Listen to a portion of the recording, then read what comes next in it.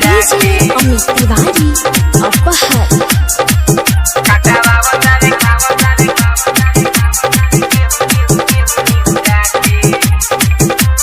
चढ़ल बा चैत के महीना तंग करत सब दीना लगेला घाम बड़ी खेत में चुए जवान से पसीना।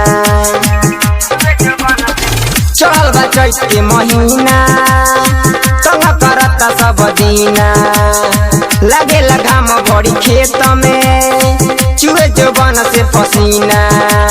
बहुत वे आन्ही बढ़े परेशानी मन करे रही नैहर में जाके सखी भोरही ले जाता उठा के कटावा बतावे गेहूं निहुरा के सखी भोरही ले जाता उठा के कटावा बतावे गेहूं निहुरा के।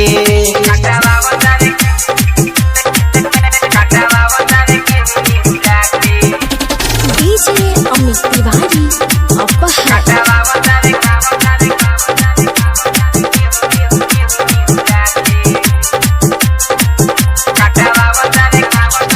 रात बसे जिया पो हमके खटावे होते सुबेरे हंसुआ धरावे।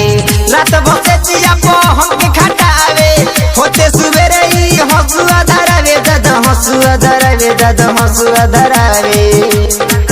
नींद करेला जिया नौ बनावे लगाता नौ खटावे मीठा पान पिया के सखी भोरही ले जाता उठा के कटावा बतावे गेहूं निहुरा के सखी भोरही ले जाता उठा के कटावा बतावे गेहूं निहुरा के।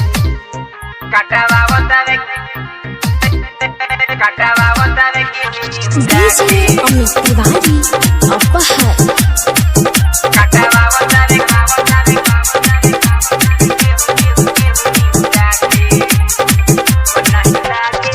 मन नहीं लागे दिल नहीं लागे शेखर सुहाना संगे जाई क्या भागे। मन नहीं लागे दिल नहीं लागे शेखर सुहाना संगे जाई क्या भागे दादा जाई क्या भागे दादा जाई क्या भागे।